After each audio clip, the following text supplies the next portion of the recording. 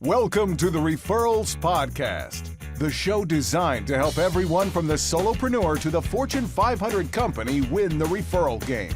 If you want to build a company with an army of ambassadors and raving fans who speak highly of you and refer you willingly, you are in the right place. And now, here is your host, Michael J. Maher. Welcome, Jen. Welcome to another episode of Referrals Podcast. Do I have a treat for you? Today, we're going to share with you the single most important habit you need to develop. I'm telling you. In fact, this habit is so important that you might not even know you have this habit and you're doing it, but maybe you could be doing it better. I know you could be doing it better. But I am telling you, this is the most important habit that you have. And without it, it's killer. With it, it's so enjoyable. It's such a difference maker. Today, we're going to share with you what I consider the most important habit and something maybe you didn't give any consideration that you need to give a lot more consideration to. That's today. I can't wait to give it. Before I do that, I've got to give a big shout out to Shantae Grant. Shantae Grant is currently in our 30 mornings class. She wrote, "No way I'm sleeping in. I do not want to miss class each morning and miss out on the amazing energy first thing in the day. No way. I got to get up. I got to get up right now." How about that for a great testimony for 30 mornings and the energy our teachers provide? We've got Polly and Angela who teach that. We've got Neil and Shalee who teach 30 mornings on the West Coast. Everything has been phenomenal with 30 mornings, but I'm telling you right now, I could mess up all your morning rituals. Thousands of people have been through 30 mornings, and they've established their ultimate morning ritual. But I'm telling you, I could mess it up in half a heartbeat. No problem. I can tell you how to do that in a second. I'm going to mess it up, or I'm going to show you how to not mess it up. How to not mess up your morning ritual that I know you've worked so hard on. Now, today, you're going to learn about one of our most popular courses, and you're going to want to take it. I want you to think about taking Sweet Dreams, for sure. But I also want you to consider joining Referral Mastery Academy. That way, any course we teach, 30 mornings, Sweet Dreams, Event Mastery, March Magic Challenge, Summerfest, Fall Fest, November, all the course. You know what? You pay a small monthly, you're in all of them for free. How about that? One low investment gets you into all those. I hope you consider it. And I'm telling you right now, we talked about Sweet Dreams. I'm telling you right now, we're going to go right to how you can have more sweet dreams. Let's get into this today. Today, our guest, I'm telling you, super excited here. We've got Jennifer Hanway. She has been featured in Martha Stewart's Wedding Magazine, Self Magazine, Oprah's O Magazine. Do I need to even go any further? That's it. She is a board certified holistic nutritionist, a wellness expert, and a certified personal trainer. A professional dancer for many years, she has long understood the significance of a regular wellness routine. Combine that with a passion for empowering others, and you will know her mission to combine a 360-degree view of health and wellness with accountability to achieve life-changing results. Rooted in science with over 15 years of experience in the health and wellness industry, her goal is to create an inspiring, positive, and rewarding experience for those seeking to better their lives through improved health. Her trustworthy demeanor and undeniable results have made her one of the best-kept secrets until now in wellness for clients that include the British royal family, Hollywood A-list, and Olympic athletes. Let's welcome to Referrals Podcast, Jennifer Hanway. Welcome. What an introduction. I'm like, who is this person? She sounds amazing. I'll tell you, a life full of accolades. And I love your background with the certified personal trainer and the dancing, the wellness, the health and wellness. And isn't it interesting? I'll tell you, maybe I'll come back to it at the end of the interview with just how interesting it is today's subject. Because we could have talked about working out. We could have talked about the elliptical. We could have talked about dancing. We could have talked about all the health and wellness subjects. But the one that you're focused on, in my opinion, is the most important. And I And love that. it's the one that I love telling people to do more of, because you tell people to eat less candy, work out more, drink more water, they don't want to know. Yeah. We tell them this secret and they're like, of course, that's what I want to do. Sign me up right now. So it's a great part of my job that I get to recommend this to people. I love it. All right. First and foremost, that accent. We got to tell them where is the accent from? Well, I've lived in Boston for the last 8.5 years, but touch wood, fingers crossed, I haven't picked up the Boston accent as yet. I'm originally from London, so that's what you can hear. That's the English accent we hear. Mhm. Very, very cool. Well, everything just sounds smarter for some reason with an accent. I don't know why, but I'm telling you. So, all right, we're gonna reveal the secret right now. This is in my opinion, and I think Jennifer's right there with me. This is the most important habit in your life, and it is sleep. Would you agree, Jennifer? I would want, even my body, when I hear that word sleep, my body just goes, like you're telling me to do something that I naturally want to do, that feels great, that I don't have to pay any extra money for. I don't have to stress myself out. Like, yeah, sleep is, and here's the thing, sleep is that groundwork for everything that we do when we eat well, everything that we do when we work out, everything that we do when we take our supplements, everything that we do when we take your courses. All of that stuff is pointless without sleep, because sleep is the time that solidifies that in the body. Yeah. So let's go deeper into that, right? Why is sleep so important for our health, our productivity, our success, our mindset, everything? Why is it so important? Yeah, so I'll ask you and I'll ask your audience as Yeah, well. Do you charge your phone overnight? absolutely. 100%. Because you want to wake up the next day and you want to turn that phone on, and we're all turning our phones on a little bit too early in the day, including me, but you charge your phone overnight because you want to wake up and you want your phone and all of your devices to be full of energy, ready to go. That's exactly what we need to think of. We need to treat ourselves with that same respect that we treat our phone. Because here's the thing, people think that sleep is a time that our bodies don't do anything. And that's absolutely wrong. Sleep is one of our body's busiest and most active and most metabolically active times, because all of our other physiological systems are downregulated. So it's our body's time to be able to digest the food that we've eaten, to detoxify our body and our brains, to do all of that repair. So it's really, that time is so important. All of those great habits that you do during the day, they're really worthless unless you take the time to get great sleep. And that's exactly what I was talking about before with the ultimate morning ritual, right? Is I wrote a book called The Miracle Morning for Real Estate Agents. I co-authored it with a friend of mine, Hal Elrod, and Mm-hmm. it was about the ultimate morning ritual. And I'm a huge believer in the morning ritual. And I've taught thousands of people to develop their own. Not take mine. If they want to, they can. But help them develop their, everybody has a morning ritual. Everybody Mm-hmm. has a morning ritual. So true. So all we do is we take the one they have and we tweak it 1 degree, just a little bit. We're going to tweak it to make it a little bit better. And maybe the next time you take the course, you tweak it a little bit better. And before you know it, you're doing everything that you want to do in the morning. And I tell them, and I'm telling you, is I can ruin it with one thing, and that's just not let you sleep the night before. If you go to Mm-hmm. bed too late, or you have a restless night of sleep, or there's, whatever it may be that doesn't allow you to get enough sleep, your morning ritual is going to be awful, and your whole next day is going to be awful. If you really want to own the next day, you'll get to sleep on time, and you'll have a great night's sleep. And I love how what you say next is, all right, you need to have some nighttime habits and routines that you believe everyone that they should implement at night. So what are like 3 of these things that we need to do nightly that's going to assure that we sleep better and recharge that battery?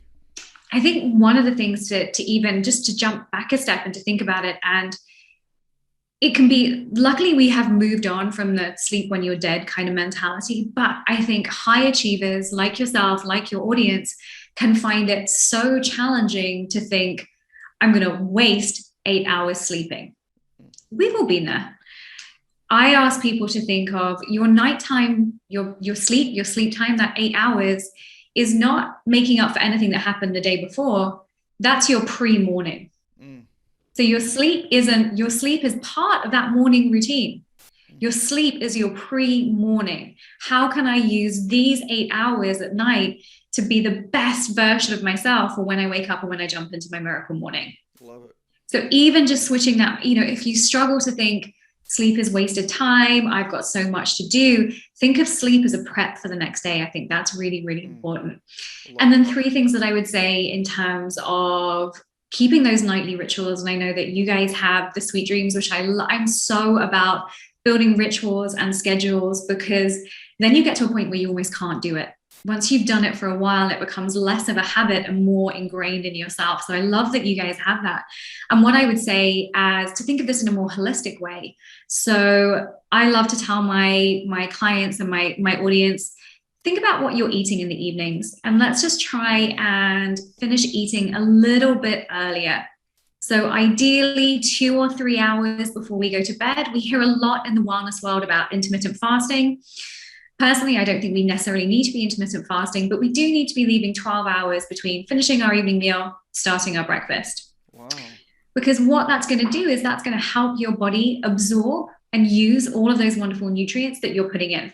Our digestion actually slows down just before we go to sleep. So what we want to do is we want to eat our evening meal. We don't want to snack afterwards. We want to give our body plenty of time to digest it, so our body can then use all of those components to repair, and then we detoxify. So eating your evening meal, shifting it a little bit earlier, that would be wonderful.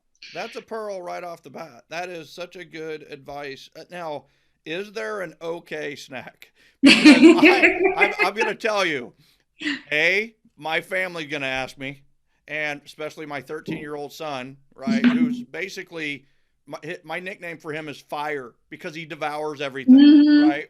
So he's in that process of, if he does the nightly snacks, he wants more food even after dinner. Is there anything that we can nibble on and I'm guessing that like a donut is not the right answer. So.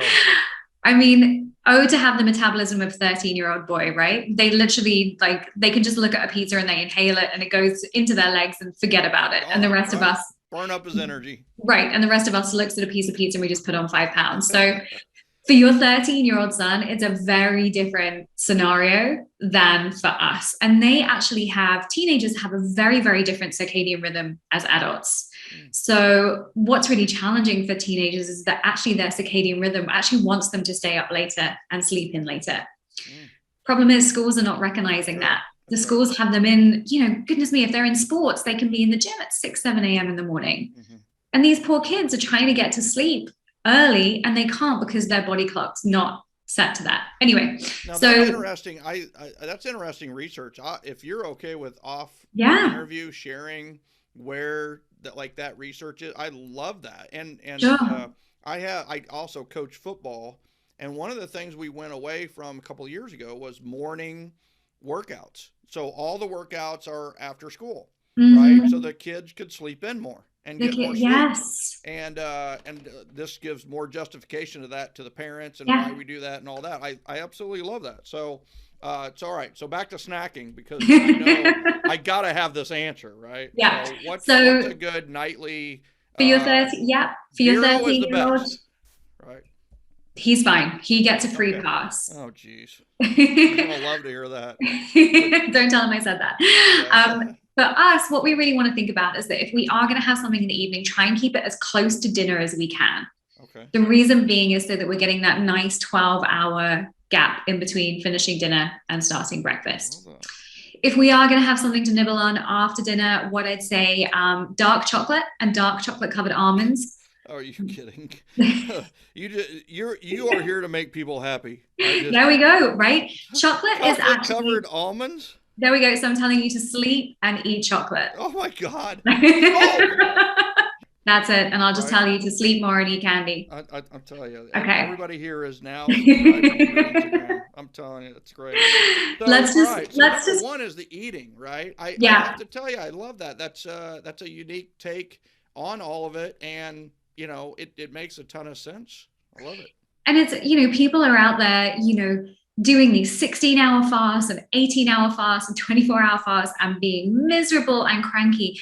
And they don't need to do that. A good 12 or 14 hours overnight gets you all of those benefits of intermittent fasting without the hangry, the just being horrible to be around. I know if I don't eat, I'm horrible to be around. So that's number one. Number two is devices. And this is probably the hardest one for all of us. So really getting away from your devices in the evening. I say in an ideal world, 2 hours before you go to sleep, no screens whatsoever. Yeah. Not even TV. Not even TV. Your TV, Wow. You should not have a TV in the bedroom. Wow. Yeah. Yep. Definitely. The reason being is it's that blue light exposure. And blue light is the type of light that keeps us awake. So super quick science lesson, when our pineal gland, which is somewhere here, somewhere back in the brain, is exposed to blue light, it suppresses melatonin and increases cortisol and adrenaline and all of those hormones that keep us awake. Okay. So when we keep watching TV, when we keep looking at our laptops, when we keep flicking, mindlessly scrolling through our social media, what's happening is we're keeping the hormones that keep us awake up and suppressing the hormones that make us go to sleep down. And then we go to bed and we wonder why we can't get to sleep. That's a wow. So, all right.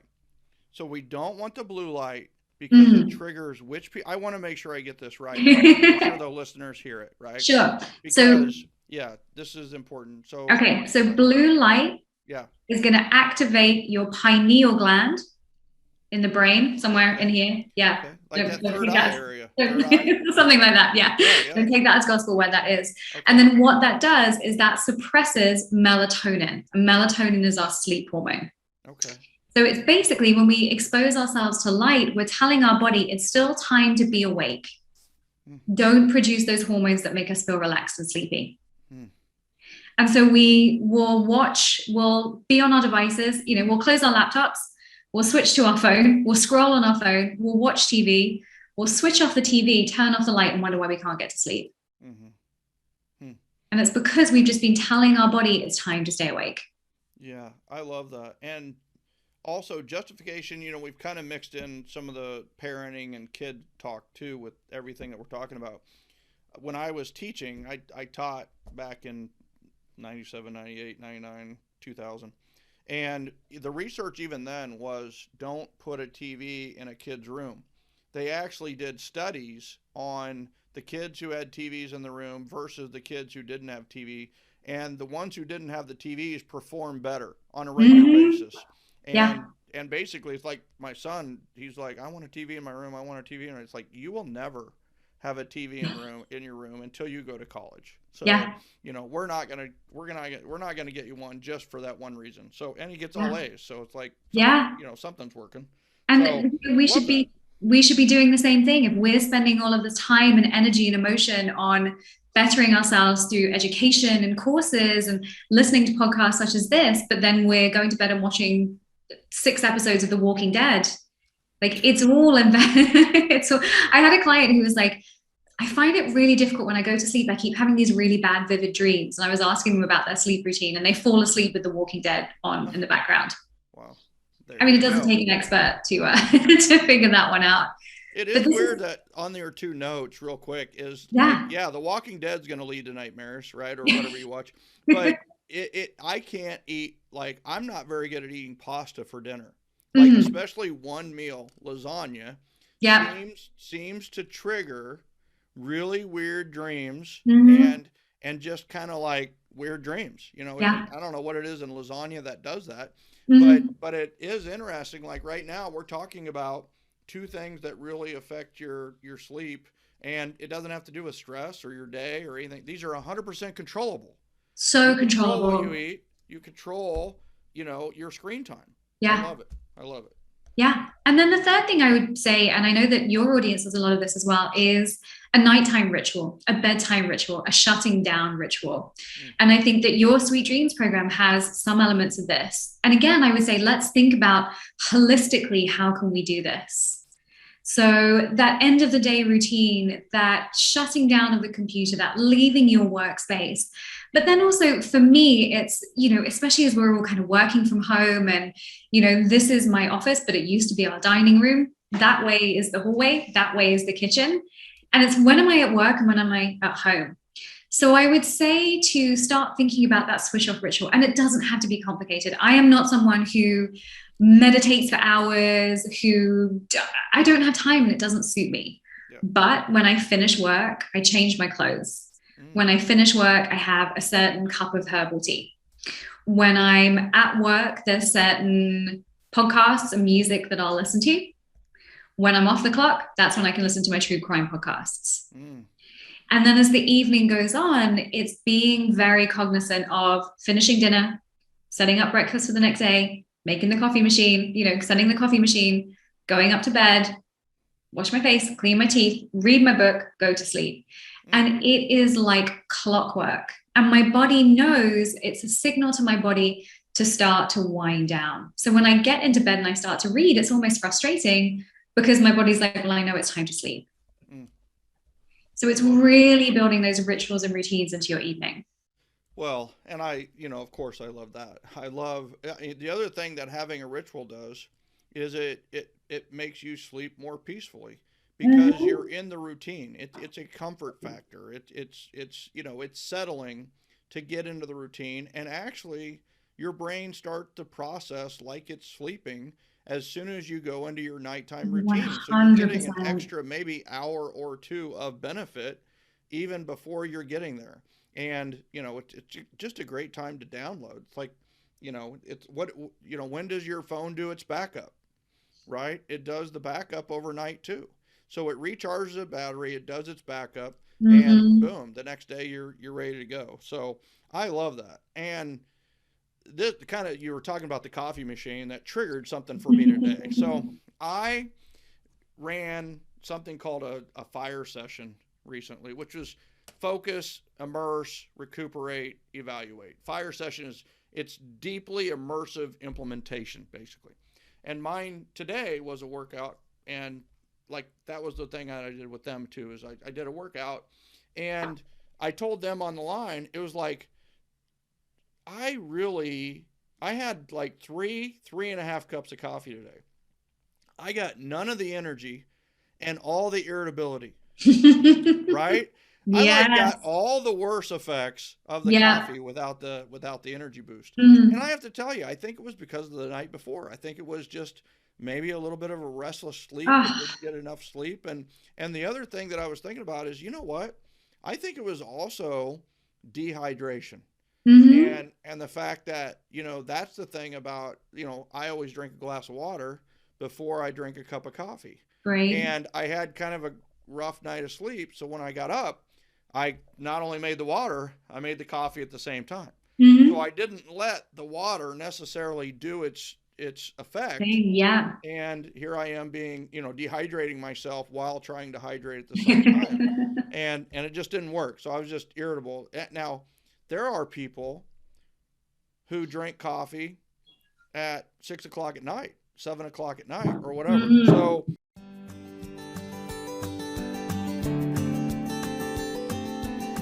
how's your day going?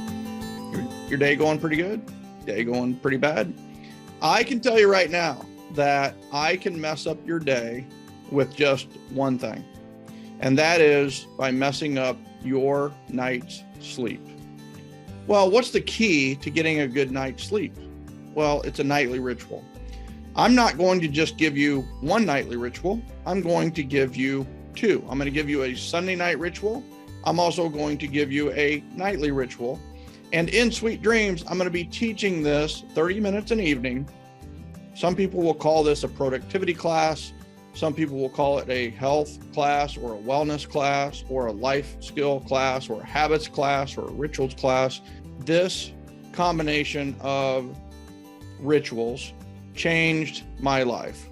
So we are doing a new improved Sweet Dreams Mastery class, and it will be taught in the evening, Sunday through Thursday, in quick, inspiring sessions. I hope you find it inspiring, by myself.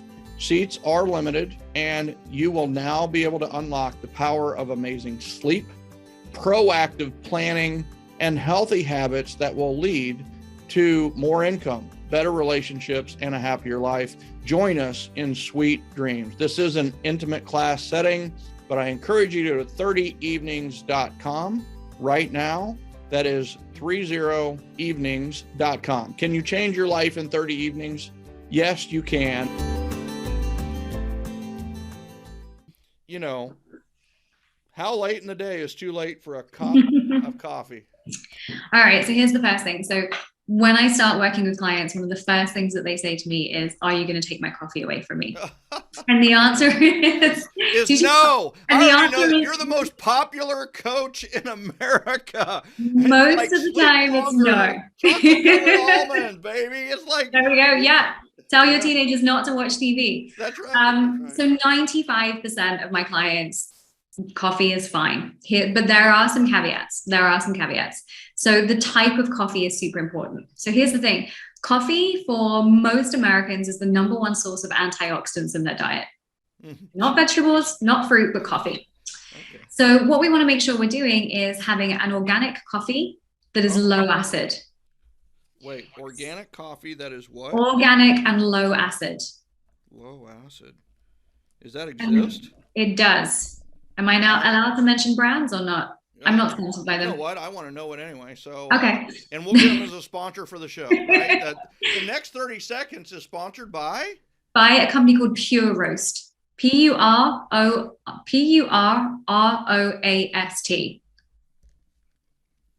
I'm not sponsored by them. Purroast. You got it. Pure Roast. And they are organic and they are low acid.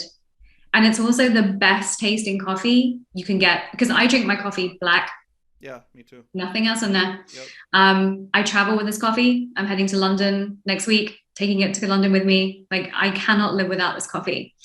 But it's organic, so that it is such a great source of antioxidants and polyphenols. So it's almost a health food.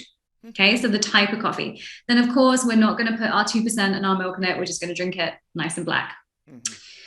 Great point about dehydration and tiredness. So these two things are going to come into play as well. So as part of my bedtime ritual, I drink out of mason jars so I can get more water in. I fill this up. This goes on my bedside table. When I wake up, the first thing that I do is drink that glass of water. I'll then head downstairs to my coffee machine and have a coffee, but I do not leave my bedroom until I've drunk that. That's the first thing to do. And you're absolutely right that coffee is dehydrating. So for every coffee that you're having, you need to have an extra glass of water. And don't let coffee be the first thing. It can be the second thing. First thing wants to be water. And what you were saying, so interesting about being super tired and the coffee making it worse, is I say to my clients, if your coffee doesn't work, it's time to take a break. When you're tired, that's actually the time you should be thinking about minimizing caffeine intake rather than maximizing it. Because when you're tired, we have lowered, our adrenals are pumping out cortisol all the time. Our thyroid is working extra hard. And when we have coffee, we're just kind of pouring gasoline on a fire and our body is just like, stop, I don't need this. And this is where you get tired and irritable if you haven't had enough sleep. So the more tired you are, that's probably the unpopular thing that I'm going to say, but the more tired you are, the more you want to just moderate that caffeine intake. I love that. I should have done that today. I should have stopped drinking the coffee and added a ton more water.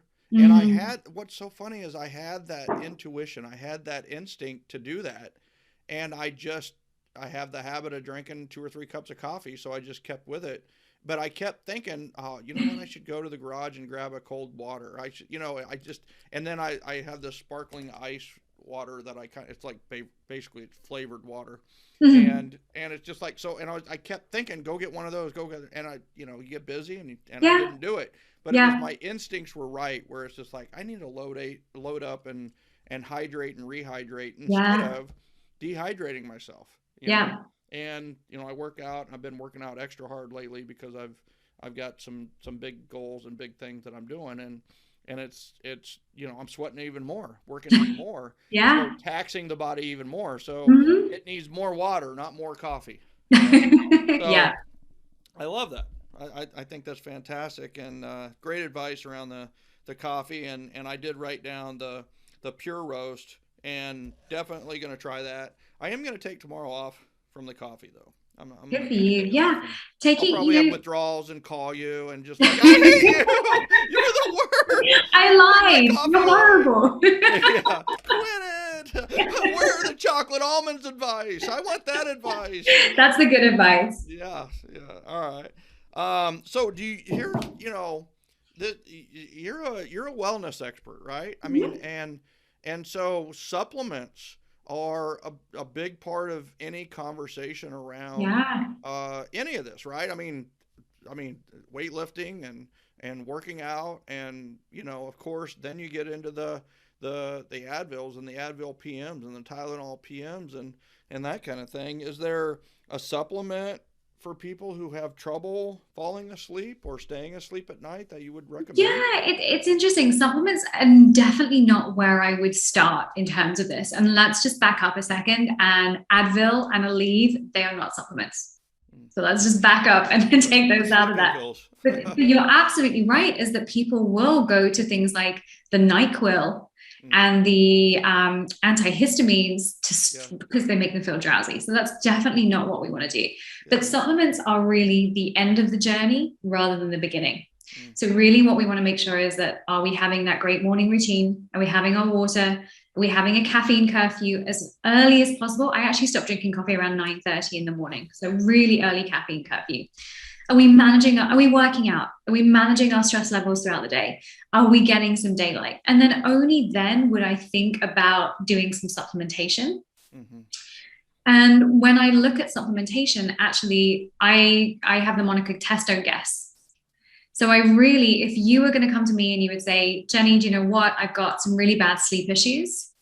I would say, let's take a look at your lab work. Let's see what's going on underneath the hood before we do anything else. Then from a smart, educated point of view, I can go, oh, your iron's low, your B12's low, your D's low, your blood sugar's great, your cholesterol is doing this.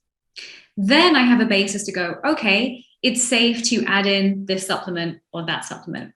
So what I'd say, actually, in terms of sleep supplements, I actually prefer things like herbal teas, like chamomile teas, things like valerian root. I much prefer those because they're a much more natural way of doing it. Now, if I do have clients that are just like, I've tried everything, I'm out of routine, then I would think about supplementing with some melatonin, but only as a very short-term approach. So what we might want to do even before we get to there is think about foods that actually contain precursors or building blocks for melatonin.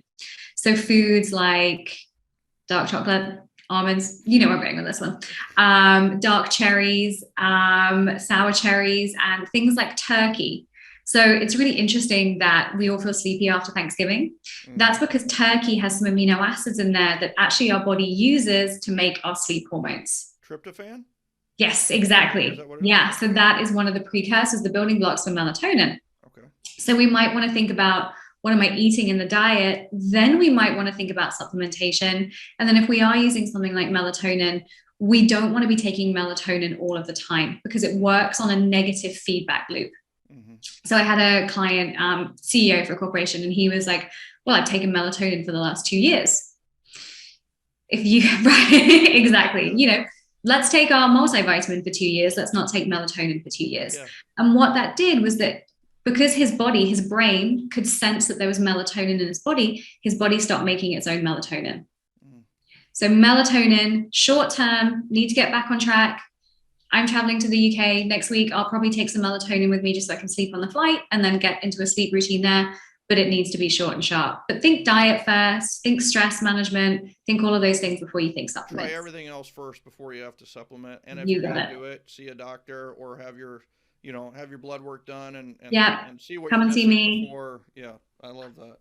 So, and by the way, we can follow Jennifer Hanway at Instagram. Jen, you got to do it. And I'm not calling you Jen. I know, it's funny. it's short for the generosity generation. So, Jen, go check her out at Instagram, Jennifer Hanway, Hanway.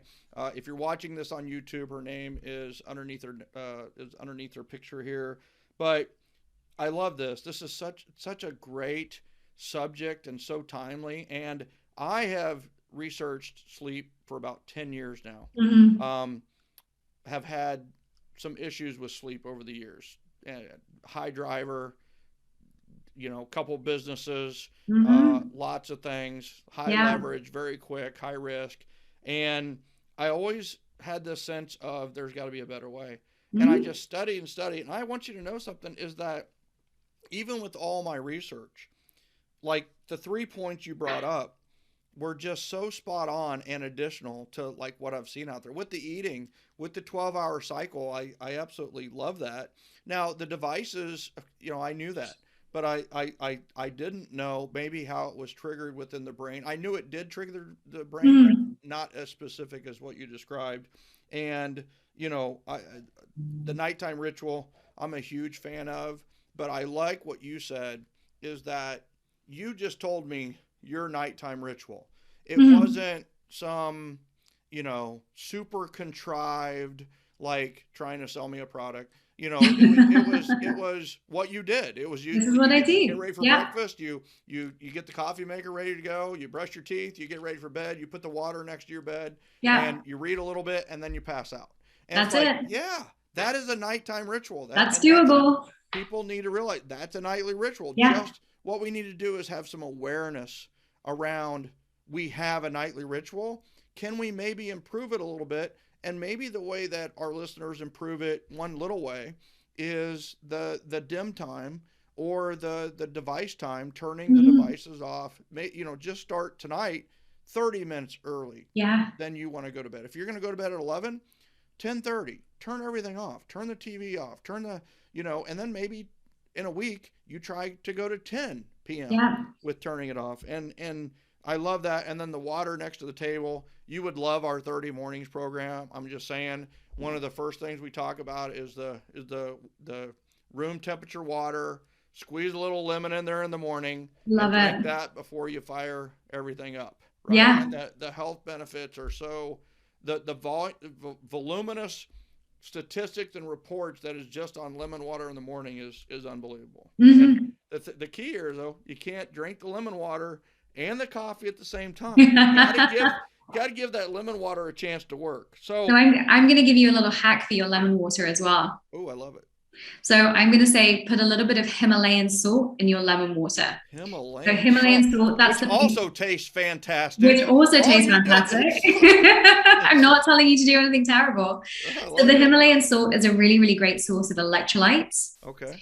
And especially if you're hard charging, high achieving, we tend to need to love on our adrenals because our adrenals are the glands that pump out our stress hormones. And the electrolytes specifically in Himalayan salt are really nourishing for our adrenal glands. So that's just going to give you, so that lemon water in the morning, you're absolutely right. We do all of our detoxification overnight. So we need to flush everything out, including our brain. We forget our brain. It's part of our body. Our brain detoxifies at night. So we need to drink that lemon water, flush everything out, rehydrate, put a pinch of Himalayan salt in there, look after your adrenal glands. It's going to help your energy throughout the day. Boom. Implemented. That will literally be implemented tomorrow morning. I will order tonight and hopefully have it by tomorrow. That's fantastic. All right. Last question before I get to the final words of wisdom. And I think this is one that a lot of people overlook, but I'm a huge believer in the energy around environments and spaces. So what does an ideal bedroom look like for optimum sleep? Yeah. So I say we, my husband's a human performance expert. So between the two of us, we're pretty into these kind of things. So we sleep in what we call a bat cave. So we want no light coming in from anywhere. So we have blackout blinds, the doors are shut. There's no digital devices in there that, there's no little red LED lights or anything like that. So no TV in the bedroom. Yeah. Our phones do not go in the bedroom. The only screen I have, I'll admit, is a Kindle. I keep the light turned down on that one. No light coming in from wherever.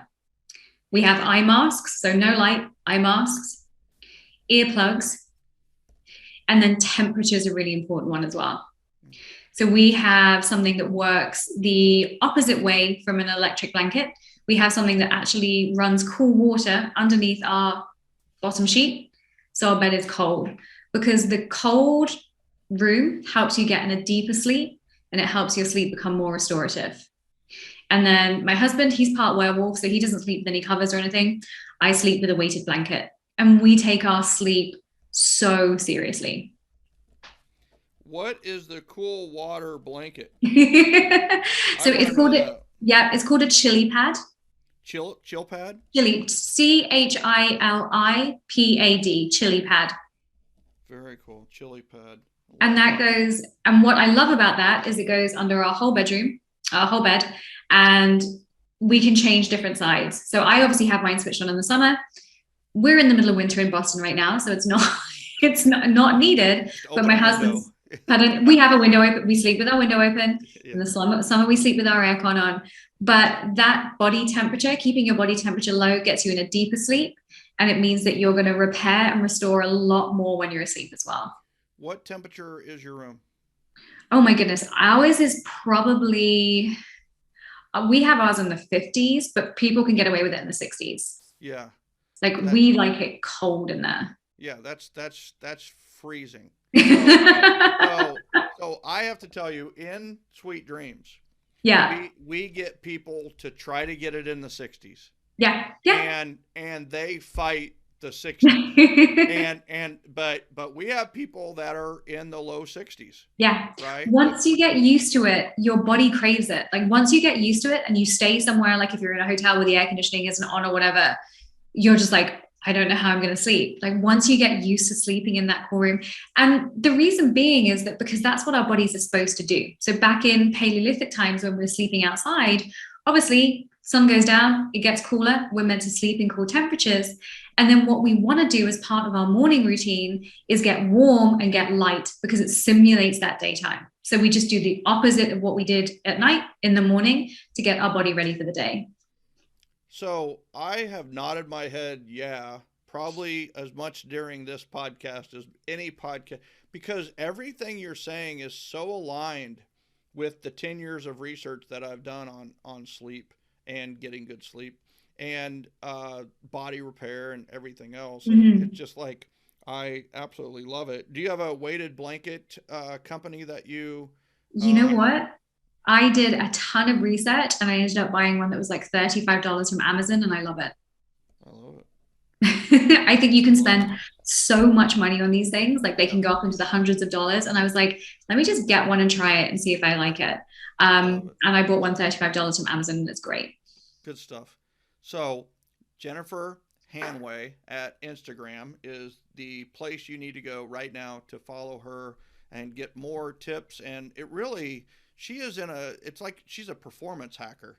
That's really what I'm getting from this, is how do you get more out of your body? How do you get more out of your brain on a daily basis? And isn't that what we're all trying to do here? And for some of us, more might just be like getting through the day, just having a better day, a happier day, a more fulfilled day. So final words of wisdom on people when it comes to sleep habits, nighttime rituals. Look at sleep as a currency. Look at sleep as something that you can do that is going to boost everything else that you're doing in your life. And look at it as an investment. Like if you can invest in 8 hours of good sleep a night, it is, I don't like to use these words loosely, but it is life-changing. It is absolutely life-changing, because look at your sleep as your pre-morning. And if you think of it in that way, you're going to prioritize that healthy sleep. I love it. I love it. Jennifer, thank you so much for being a guest here today on Referrals Podcast. So good. Thank you. You're welcome. Jen, you heard it here. Go check out Jennifer Hanway at Instagram. You got to make it happen. Follow her recommendations. Are you kidding me? Chocolate covered almonds at night, milk chocolate, dark chocolate, and I'll tell you, just so many great ideas here. I just absolutely loved it. And I have to say, if you're not convinced to take Sweet Dreams by now, then we're probably not going to be able to convince you to take it. Check it out at 30evenings.com, 30evenings.com. We will help you design a Sunday night ritual and a nightly ritual that's all your own. We'll give you our acronym, we'll give you our structure, and then you take it from there and design your own, and you'll take control of your sleep, which allows you to take control of your life. Like she said, I love invest in your sleep. Invest in those 8 hours. Invest in a third of your life.